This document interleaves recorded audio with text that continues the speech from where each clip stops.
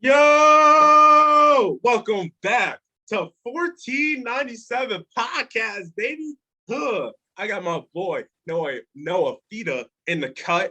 Yeah, he got to show off your Arizona merch. Show off, show it off. Arizona, baby. He a Wildcat quarterback, baby. Noah Fifita, the man, the myth, the legend himself. Noah, how you doing today? I'm doing good, bro. How about you? I'm doing pretty good myself. Last time I talked to you, you were in the season. So, how did the season end up, and what did you come off? Like, what were the results that came from that? Were you expecting those results? I mean, we had a good year. We didn't finish how we wanted to. Obviously, we wanted to finish with the state championship, so we came up short of that goal. But I mean, all around, it was a good year. It was a good end to the career. But like I said, we have unfinished business. Yeah, and then like during like those moments too, it's like where like guys really like truly like make moments of themselves, right? They have to like get their teammates up and be like, yo, even though like my journey ends here, but you guys, like some of your journeys don't end. You guys got to keep on Yeah, going and get past that mark of ultimately losing so close to the goal that you set during summer camp and in the off season. So it sucks that you guys couldn't get to that point, but it makes those moments turn people into leaders. And I feel like with you in that moment being the quarterback, that turned you into a leader. So you and your leadership skills, do you think that's going to change when you go off to the University of Arizona? no, definitely. I mean, just being in that kind of atmosphere, like you said, having that experience. I mean, the adversity that we face is definitely gonna help me in the long run, but also it's gonna help me not want to ever feel that feeling again. You know what I mean? So, it's gonna make me work even harder. It's gonna make me even more hungry to never lose again. So, uh, yeah, it sucks. It's a sucky feeling, but at the end of the day, God don't make mistakes. So we'll see what happens in the future.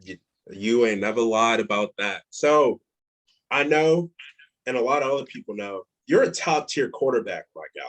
Juice County top tier quarterback. So I know you had colleges knocking at your door, letting them in. You hear their pitch, and Arizona. What made you turn your head towards Arizona, and then what made you go? You know what? Let's get this done. I want to play for Arizona, University of Arizona. My biggest thing was the coaching staff, Coach Fish and company. The love they showed me, the loyalty they showed me. It nobody can match that. So they came in January. I was the first quarterback they offered, and I'm still the only quarterback they offered. I mean, they promised me that they wanted me to be their guy, and they kept their promise. They haven't offered anybody else. They haven't talked to anybody else in my class. So I mean, just the type of people they are, I kind of saw that right away. I knew I wanted to play for Coach Fish because of the type of person he was, but also his resume. He's an NFL guy. He's been around the top colleges, Michigan, UCLA. He's coached in Super Bowls with Sean McVay. So I mean, just if you just look at his resume, for me, it was a no-brainer. So uh, that was the biggest thing, the coaching staff, and then kind of as I started taking my visits, Tucson was a college town, and you see the support I get on Twitter. Even my mom, I don't know if you're on Twitter, but my mom, they actually just asked my mom to do a podcast with them. So just the love the love my entire family's getting. That's the biggest thing. Yeah, like for young athletes too, like most of it is like trustworthiness. It's like, can I trust you with my career, right? Because Yeah, most of them, it's like they'll say it and then like something completely different would happen too. But you walking into the situation, you might be the guy right away. You might be jumped thrown into the fire, and you're starting right away for college like the University of Arizona playing in the Pac-12. So having that thought in the back of your brain, how does that make you feel? it's exciting. I mean, I know I still got to go put in the work. I leave in I leave in a little under than a month. I think I'm up there January 8th. So it's gonna be a grind. I know it's gonna be hard. There's gonna be their obstacles and there's hardships, but I'm excited to go to work. If it's God's will for me to start week one, then I'll trust Him. So that's definitely the goal. That's definitely the mindset, and we'll see what happens. Yeah, you gotta trust God, bro. God's gonna get you there. He gonna get you there one way or another. So talking about, I want to go back to your high school days. Everyone looks back at their high school days. Some of them are like, damn, like I wish I could go back to that and do it all again. Or damn, I wish I would have did this differently. So walk me through your football career through high school. How did you get to the point that you're at now? I grew up playing football. I'm in a football family. When I was born, I had three uncles in Division One football. So I went to my first game when I was 2 months old, and I've been around the game ever since. So that's what I always tell people. My dad actually made my mom sleep with the football when she was pregnant with me. So I've always lived and breathed football. I started getting competitive in seventh grade or sixth grade. I won my first league Super Bowl. They called it in sixth grade. Eighth grade came around. We went to a national championship with some of the guys I go to high school with. So that was kind of the first time we're on a national stage with the Juice County Buckeyes. So eighth grade is when we really started getting competitive on a national level. We ended up going to Servite High School my freshman year. I think there's about 12, maybe 15 of us that all went together, and we turned it around.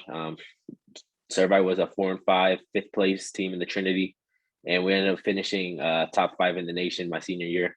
Obviously, like I said, it didn't finish how we wanted it to, and that's always going to be a regret that I have looking back. I always remember playing that game in Veterans Stadium in Long Beach, and it's gonna hurt for a long time. I don't know when it's gonna start feeling better. I don't know when I'm gonna be able to actually watch the game and watch the film, but like I said, it was a good high school run. Um, a little short from being great. Yeah, like those games are gonna sting a lot because it's like, man, like we were so close. And like you don't even want to Yeah, like be like have it brought up, or you don't even want it to like have it in like the general vicinity of your like thoughts because you're like, man, like I don't even want to go back and watch the film because it just makes you so mad and so sad that you're like, man, I lost. So since we're talking about emotion, everyone remembers their first emotion of something. First day of high school, first day of football practice, first day of basketball practice. So when coach walked up to you and go, Noah, you're the starting quarterback for varsity. What was going through your mind? Well, it was kind of I had a different experience than what most people kind of experience. I was blessed enough. So my freshman year, I was brought up to varsity game one. I dressed the entire year on varsity. I didn't get to play until the second to last game, but the second to last game they put me in. We were down 25 with 2 minutes and like 40 seconds left, and I came in and I remember going in when the offensive coordinator told me I was going in. I was nervous. I was anxious. I didn't know what was going to happen, so I went out there. I actually had two completions for a touchdown right away, and then so I played the last two games. I played 3 drives in each game. So kind of going into my sophomore year, I wouldn't say it was given to me, but it was already in my head that I was going to be the starter. So there was never really that moment of surprise or that moment of like where I felt great, like he announced it to me. You know what I mean? So it was kind of just a gradual process. Yeah, I feel you. It was just there. And then it was Yeah, ultimately like you're still gonna have to work for it, but you know in the back of your mind, like that yeah. position is there for you to go out and ball out. So I see you got a lovely flag in the back. And I love talking to people about their nationalities because it brings up cool stories from their past and from their family's past. So talk to me about your nationality, my friend. And if you got any stories, let them real men, my God. Yeah, so I'm half Tongan, half Filipino. So I'm real close to my family. My family's real family oriented, real faith based. So I mean, I'm lucky enough to have 4 living grandparents, to have dozens of aunties, uncles, cousins, brothers, sisters. So I'm fortunate enough. Not a lot of people would say that. So I'm definitely blessed in that aspect. But to go even further, most of us live in Southern California. It's a 10-minute drive west to my dad's side of the family, and it's about a 30-minute drive south to my mom's side. So, like I said, I'm very fortunate. I'm very blessed to kind of have that. To kind of have my entire family in this vicinity. They're very supportive of me. They go to all of my games. They've been going to all of my games since I was 5 years old. So, I mean, um, I can't kind of explain just how blessed I am. But so my dad is full Tongan. He was born in the island of Tonga in the South Pacific. My mom's full Filipino. She was born in the Philippines. So I'm actually first generation American. So that's pretty cool. My parents and my grandparents were all born out of this country. And I mean, the I think the coolest story is my Tongan grandpa. He came over here when my dad was 1 years old. He left my dad and my grandma in the islands, and he came over here with $100 in his pocket. And uh, I mean, if you just look at the world, it's so big. Like when you walk out of the airport, he walked out of the San Francisco airport, and I mean, if you just think about it, how big the world seems. Like in America, he's never been in America. He barely knew how to speak English, but just the courage he had, how smart he was to just kind of to settle. He lived with his brother for a long time. Just worked. He ended up moving down here to Southern California. I mean, just the sacrifices they make. It's when you really reflect on the sacrifices that they make, the hardships they face, the way they overcame it. We can't. At least me, I can't even relate to what they went through. I mean, I'm playing a child's game. You know, they say football is a children's game in a sense. Obviously, it's very complex, more complex than that. But football, like I'm playing a game, and he's over here living life and going through those hardships. So when you kind of put it into the broader aspect, the broader point of view, it just goes to show just how lucky we are to have the grandparents that I have. Yeah, and like talking about it in like a world like aspect too, because like some people can really like get out of their situations that they were in too. So like for people that are living in America, like sometimes people take that for granted, but we're honestly lucky, right? We're Yeah, honestly lucky exactly. to wake up every day and do what we got to do. Because some people they they gotta fight in the streets, or they gotta fight for their lives every single day, looking over their shoulder. But like when you talked about your grandparent, great grandfather, excuse me, coming into the world for the first time to the United States, is kind of like you as like a freshman walking into your high school building, like seeing all these new things Yeah. and seeing the world from a different perspective and all that. But that's dope though. I mess with that. I mess with that. So Noah, let's go back to your high school game. What high school game you chilling with your buddies, y'all watching the 49ers play the Vikings, y'all just chopping it up. And then they go, Noah, man, we had fun in high school, but what was your favorite game where you're like, damn, I played good as hell. I mean, statistic wise, it would be we played a team called Orange Lutheran out here. We played them week 6, I think.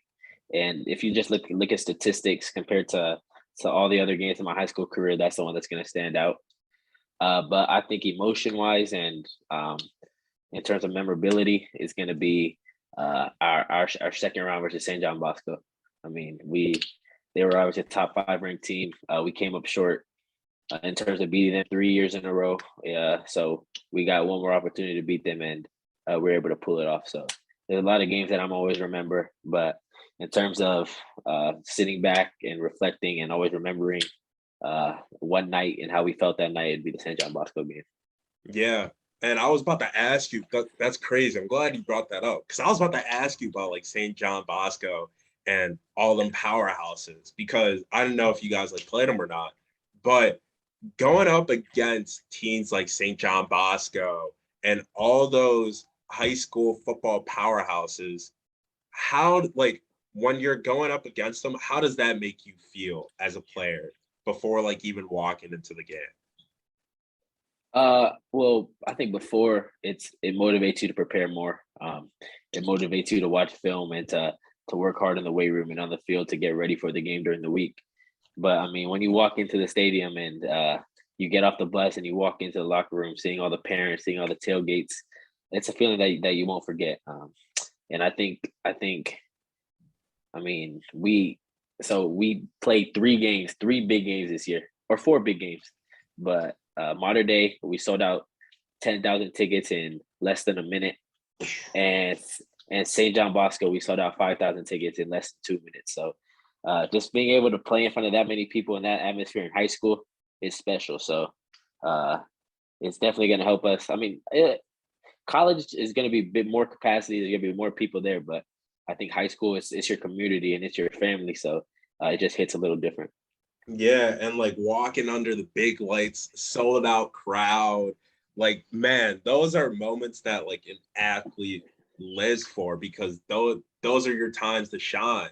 So the first time under the big lights, sold out crowd, you're walking in the tunnel.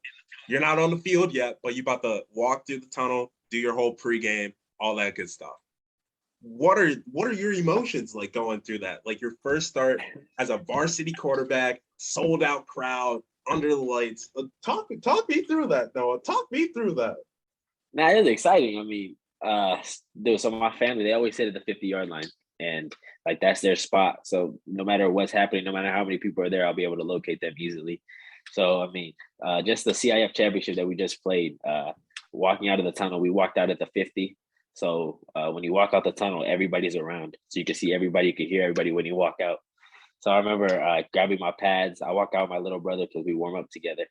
And as we were walking out, it was just I had to take my AirPods out and I had to put everything away just to kind of embrace the feeling and enjoy it. And then when I walked out, I heard my family, my little brother running up to me and gave me a kiss. So it's definitely a feeling I won't forget. Uh, and those types of feelings, and those are those types of moments where you wish you could relive and go through it one more time.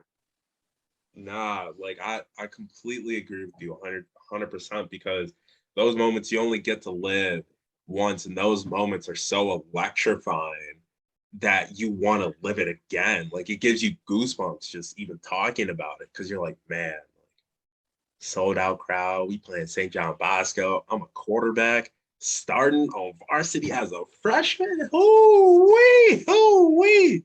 So, what drove you to ultimately play quarterback and be serious taking the quarterback role as far as you have so far?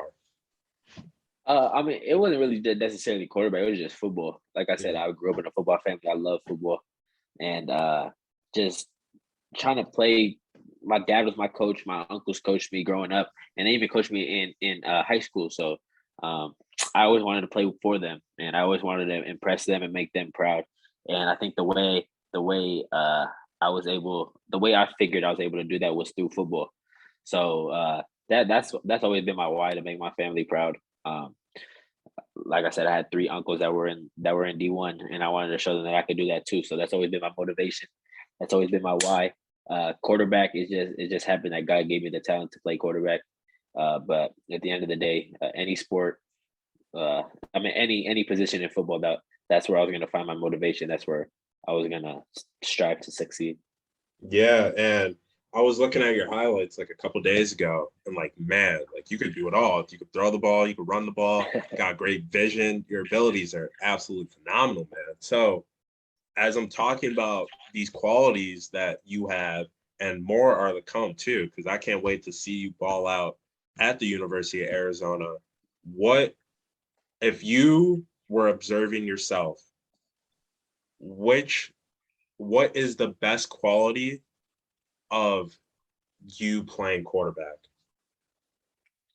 I would say my preparation. Uh, I, I hate to talk about myself, but I think I prepare well during the week, and my ability to kind of to make split second decisions during the game. I think that's always been special. And something else that I've always took personal was staying calm no matter what. in the midst of pressure, in the midst of adversity, to just try to stay calm. When you're a quarterback, that's where everybody looks to as a leader. Everybody looks to you to when things get tough. Everybody looks to you when things get easy, and so that's kind of something that I always strive for. Yeah, you're the captain of the ship. So when things go wrong, things go right, everyone's got they two eyes on you, just taking control over everything. So college, you're living the life in the sun, nothing but the sun, and the University of Arizona playing in the Pac-12, and Pac-12 football has history that people like to forget sometimes. So going into this next season, what is going to be the biggest transition for you on and off the field? It in the general point of view, being away from my family, that's going to be the biggest thing off the field. Not having my dad in my corner, like not having my dad to be able to go home and talk to watch film with, to for his guidance and his advice. That's going to be definitely different. Not being able to drive 10 minutes or 30 minutes to my grandparents' house to see my little brothers and sisters. That's going to be different. And then the biggest thing on the field is just going to be, I think it's just going to be the atmosphere. It's going to be more people, a lot more traveling. We're going to be on TV. There's going to be a lot more social media, a lot more media at each game. So I don't think it's going to bother me too much, that stuff, the media stuff. But definitely being away from my family, being away from my dad, that's going to be rough. Now, yeah, because you're a family man, so like leaving your family from like longer distance, that's gonna be tough, for especially when you first get there, because you get homesick, and like you start missing them a lot. But with your family, I feel like your family's gonna be able, they're gonna make those drives up there because they've been there with you, Definitely. yeah, since day one, and they want to see you ball out as much as I want to see you ball out on the D1 level at the University of Arizona.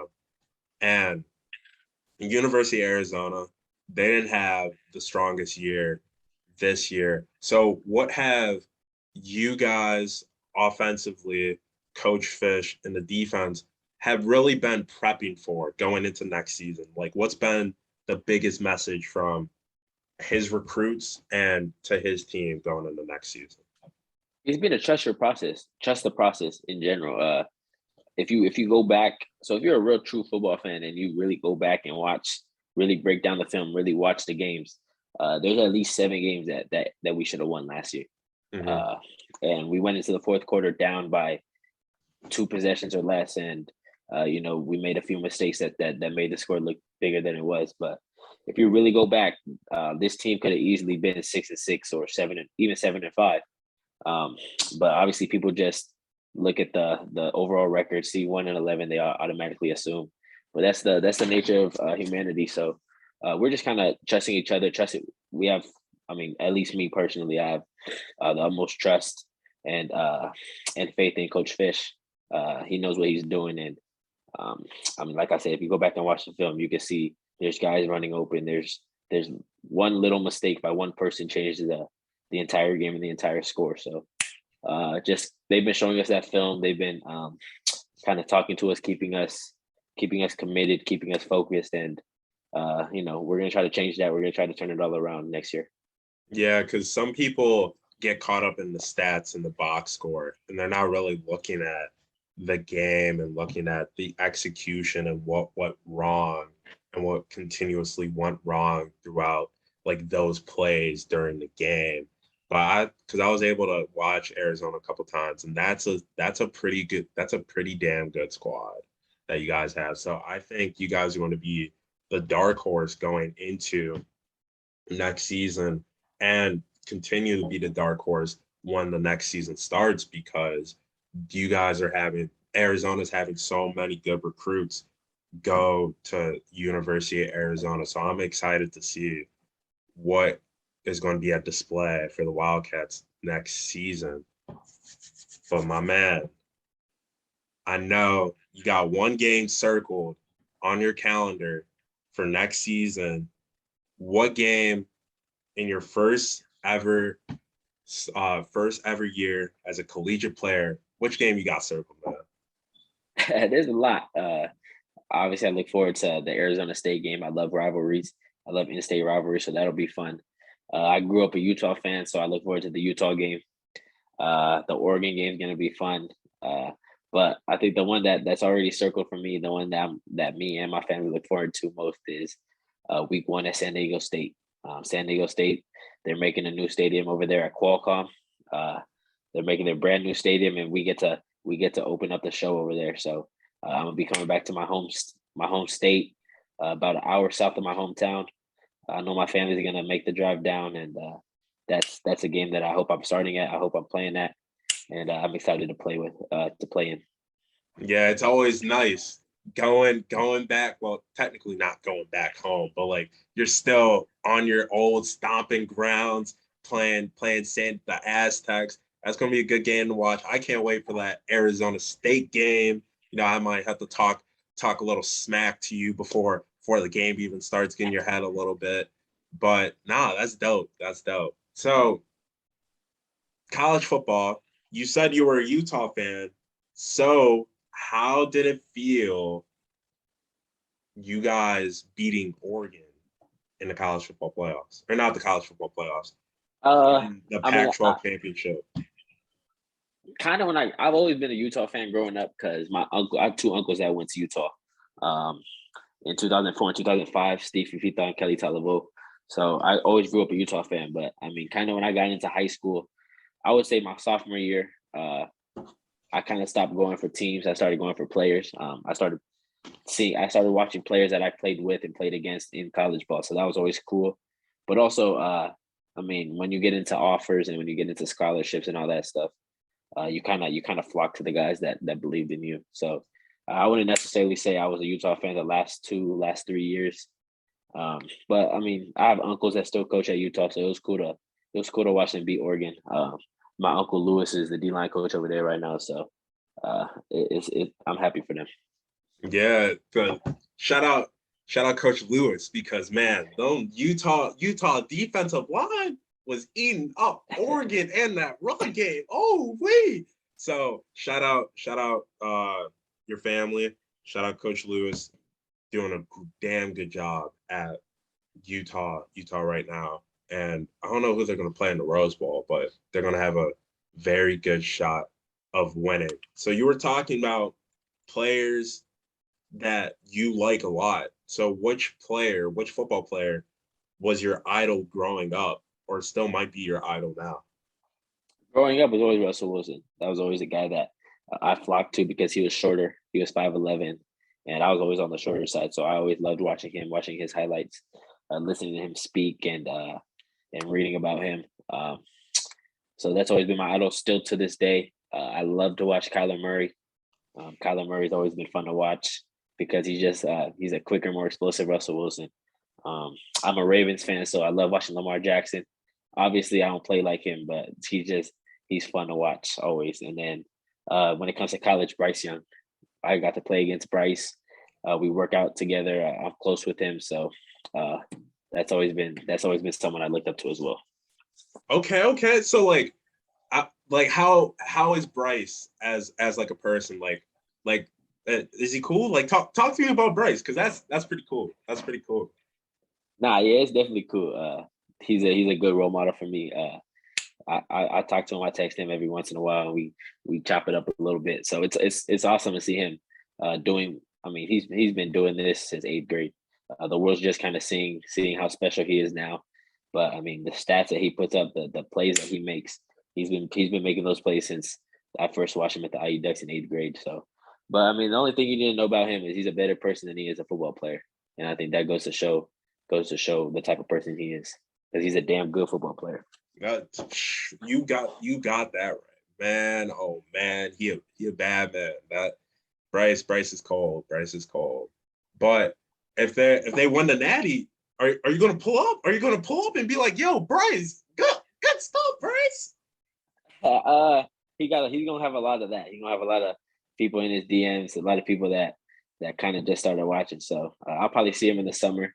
like I said, we work out together. We throw with the same quarterback coach. So I'll see him there, and I'll give him his props there. But he's going to get a lot of love these next coming weeks, and he deserves it. Yeah, no doubt. No doubt. So you're a Ravens fan. I know you watched that game going into Pittsburgh last play. Lamar drove him down the field. Mark Andrews couldn't catch the ball. I got two questions for you. One, how do you feel coming out of that game? And two, was that the right call? Number one, it was a fun game to watch. I watched the entire game.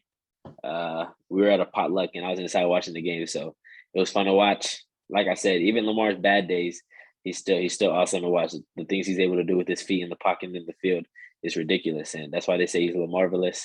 So he's incredibly fun to watch. And then the second thing, that was definitely the right call. I agree with it 100%. If I was in that situation, I'm going for 2 every time. And I mean, I know Coach Harbaugh said that part of the decision was because Marlowe got hurt, but I think whether Marlowe was hurt or not, I'm going for 2. I'm not taking the risk of going to overtime, especially with the NFL overtime rules. Yeah, and I love John Harbaugh's aggressiveness that he has with Lamar. Like he literally goes up to Lamar and be like, "Yo, you trying to go for 2?" Lamar's like, "Hell yeah, I'm trying to go for 2. Come on, let's get it done. Come on." So I like that relationship that they have with Lamar. Noah, my friend, thank you for coming on to the podcast. You got anything to say? Like give a couple shout outs? Like, come on. I'm good, bro. I appreciate you having me on. We got a dinner going on right now with Coach Fish. If you have any Arizona fans on your podcast, we got 9 more days. So we got 7 more days to flip T-Mac. So we're gonna go get to work right now. We're gonna get to work on Sunday, and God willing, next Wednesday he signs to come on down to Tucson. Yeah, and hey, if you want to pop back on the podcast, just chop it up about sports, or honestly, if you want to come on and just talk about life, you're more than welcome to come on the podcast, my friend. I appreciate it. No problem. Before you go, I'm gonna have to get some NFL picks out of you. Am I able to get some NFL picks out of you? What you got? All right, cool. I gotta ask you about the Ravens and the Browns. Like the Ravens, Ravens. Come on, Ravens next. Steelers, Vikings. I hate the Steelers. Go Vikings. All right, cool. Raiders, Chiefs. You can't bet against Patrick Mahomes. That is true. You ain't never lied about that. Bills and the Buccaneers. Ooh, that's a good one. You can't bet against Brady either. Josh Allen's special. He's one of the best younger quarterbacks, but can't bet against the GOAT. Last but not least, Rams and Cardinals. K1. I got the Cardinals. Kyla. Noah Fifita, thank you for coming on to the show, my friend. Like I said, you're more than welcome to come on. I know you got stuff to do, so go crazy, man. Good luck I appreciate it. Season. Thank you. No problem. Have a good one, bro. I appreciate you. Hey, no problem, bro. You too.